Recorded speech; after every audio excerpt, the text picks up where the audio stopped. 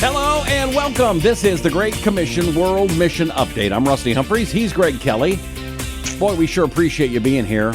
Although, very embarrassingly, we did an entire show moments ago, and I only forgot one thing.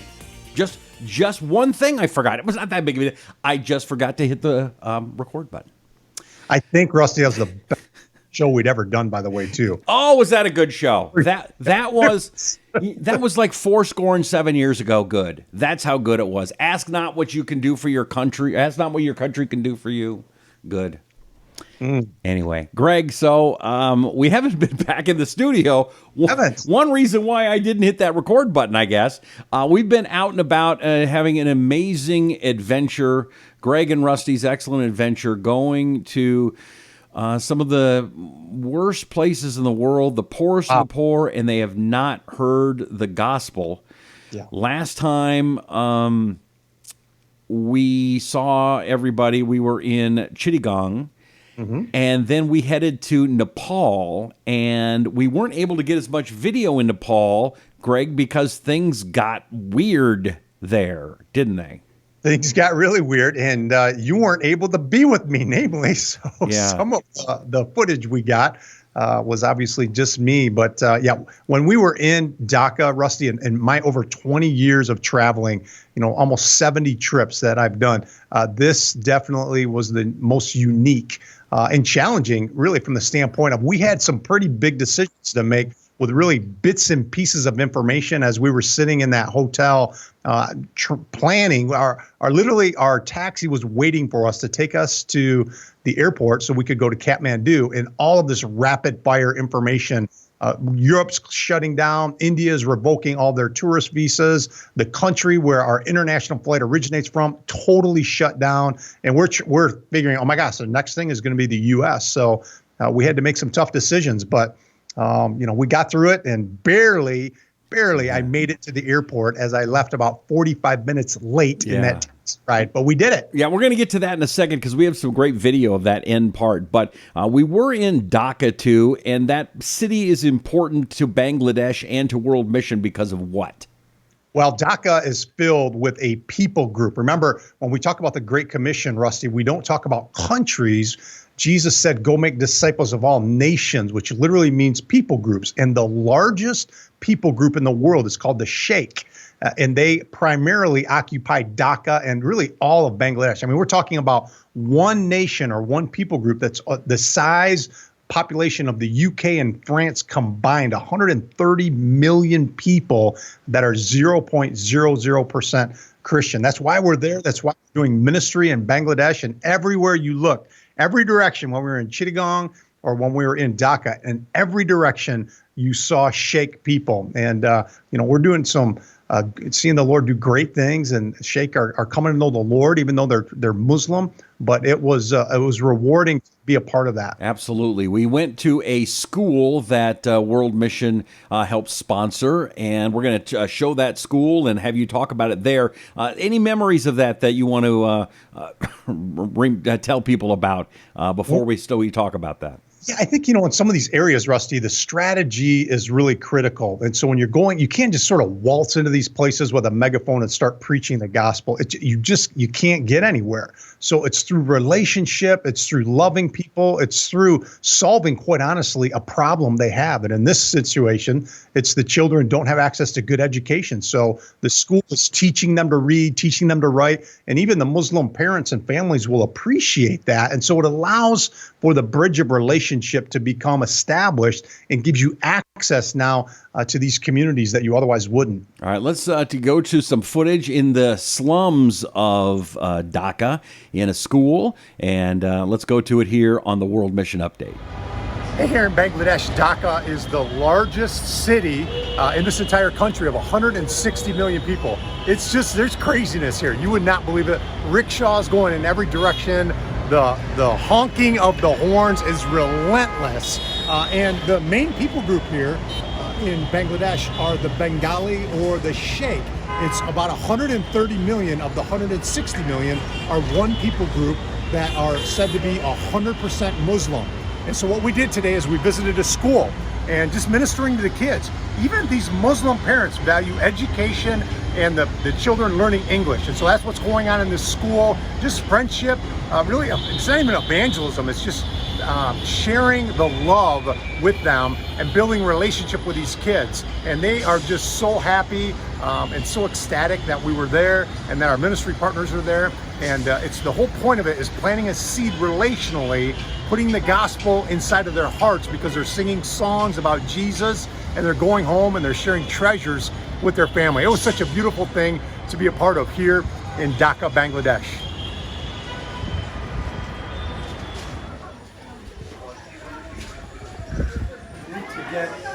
Let's go down to that side. Hey, we're in Dhaka right now. We are actually in the area they consider this is the slum area. So the poorest of the poor in Bangladesh, really, who have made their way to Dhaka, live in this part of the city, the largest city in all of Bangladesh. All the people that are around here that you see are Sheikh people. This is a 100% Muslim people group, 133 million people. Now, part of our partners, as they're working here, they're teaching the children English, they're teaching them songs, and they are teaching them just an education. The only opportunity these kids would have.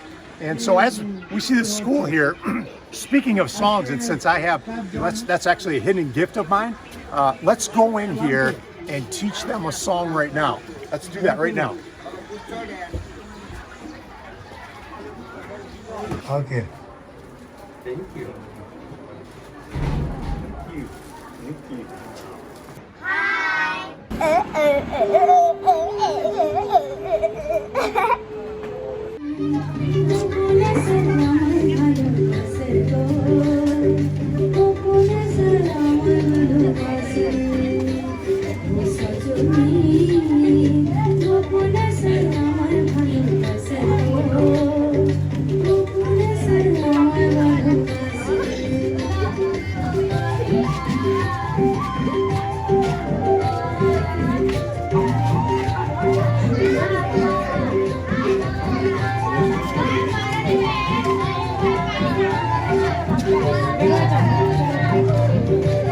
We're about ready to teach the children Father Abraham, the classic song that gives you an aerobic workout. So here we go.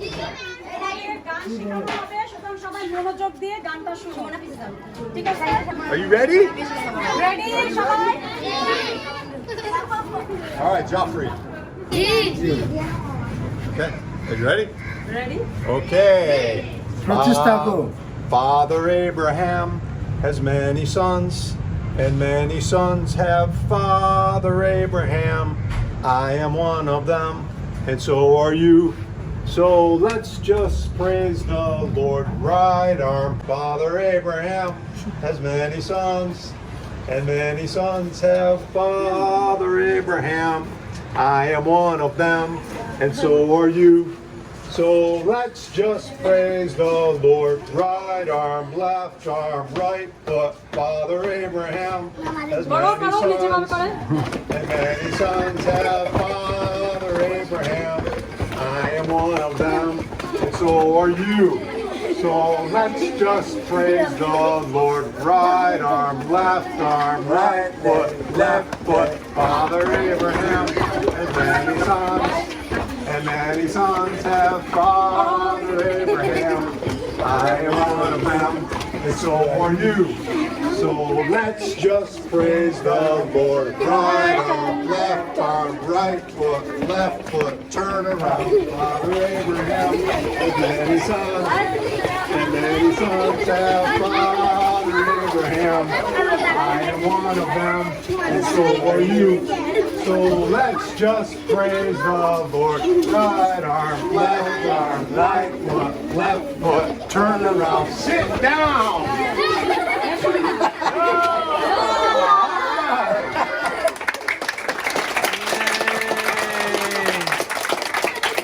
So now, that was an amazing journey. Great kids, and you singing was a highlight of the trip, I got to say. You didn't know I had that in my toolbox, did you? I did not. I did not know that. All right, so we were getting ready to go to Nepal the next morning. While all that's going on, as you were talking about, the TV is going crazy. It's Trump is shutting down travel from Europe. Tom Hanks has the coronavirus. They're shutting down NBA, NFL. All of this is happening within a 1 hour period of us getting ready to go on the trip. What was going through your mind at that moment? I think in those moments, you're just trying to make the best decision you can with limited information. And that was the epitome of that kind of scenario. So I'm trying to, kind of measure your situation, which was different than mine. I mean, you have to get back. You've got, activities going on that are different than mine. I've got people coming in from India into Nepal. I had people coming from the U.S. that were already airborne on their way to Nepal. And so for me, kind of my last, minute decision was, okay, I'm going to be stuck in Dhaka or I'm going to be stuck in Kathmandu. And I've got people coming into Kathmandu, so I just decided to jump on that plane. And by the way, that plane was scarce because let's remember, at that point in time, even in Bangladesh, travel in that part of Asia was starting to shut down. Yeah. There was hardly anyone in the airport. My plane was, very few people were in it, but we made it in there. I'll say one thing about my hotel in Chittagong. They started the temperature, taking people's temperatures and masks and everything before anybody in the U.S. did. I mean, they were on it fast there. Yeah. It was. I think that in Asia, it's not uncommon to just generally see people traveling with masks. That's just kind of part of their culture. It's sort of a norm. That even several years ago you'd see that. That wasn't uncommon at all. So I think the transition for them was a little easier to navigate than it has been for us. All right, let's take a look at the video, the last moments that we were together in Bangladesh. So we're in the hotel in Bangladesh, in Dhaka, Bangladesh. And about an hour ago, President Trump announced the travel ban from Europe to the United States because of the coronavirus.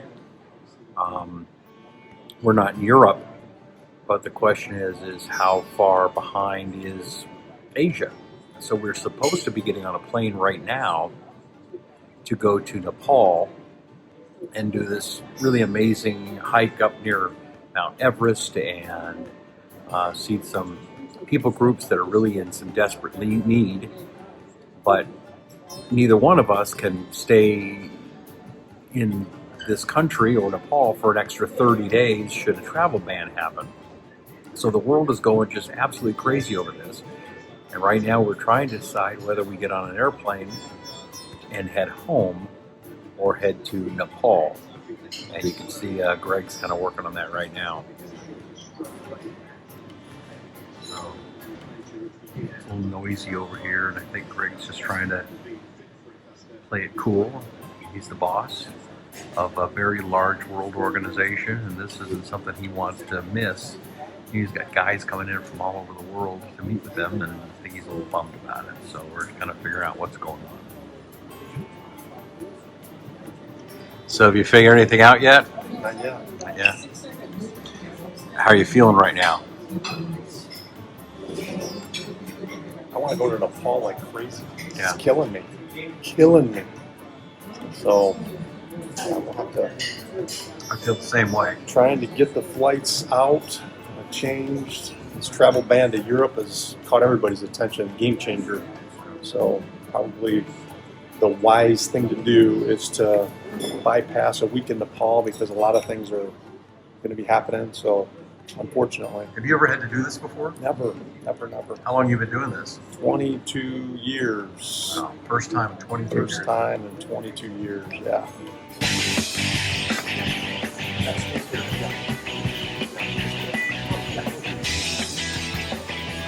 I'm rushing to the airport, trying to get to Kathmandu. Leaving me behind.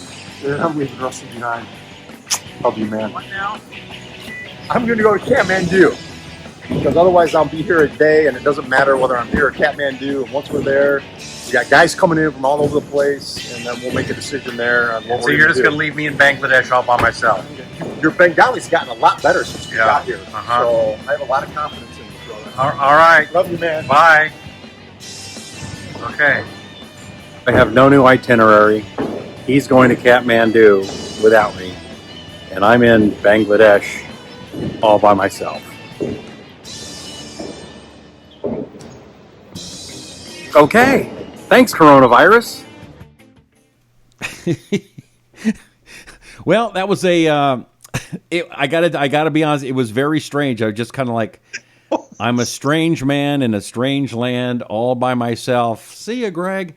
But Yeah, right. we got home okay, and everything was good. Next week, we are going to show you some of what Greg did in Nepal. We'll have some of the pieces and kind of put some things together for a quick little show.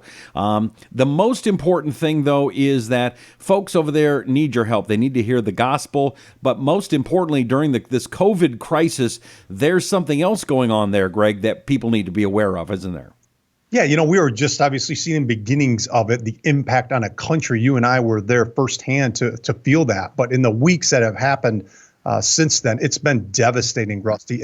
I tell people all the time that the poor and the vulnerable are always disproportionately affected when crisis like this happens. And it's no different in Bangladesh. The people are suffering immensely in Bangladesh and India and that part of the world where they were thankful for their one meal a day that they could count on, pretty reliable. They have nothing now. And it's not uncommon. We're hearing reports of 3 and 4 days without any food. So we're trying to mobilize as best we can, feed, for $25, we can feed a whole family for a week. So we're really encouraging people to pray with us and also encourage to support us if at all possible. Amen. So please do that. Go to worldmission.cc, worldmission.cc. I have seen them in action. I promise you they are not blowing the money on high lavish lifestyles over there. This is going and to the right people to do the right things. So please, during this tough time, now is the hardest time to donate and the best time. Worldmission.cc, worldmission.cc. We sure appreciate you. Thank you so much for watching and being a part of this. I'm Rusty Humphries. He's Greg Kelley, and thanks for being a part of the World Mission Update.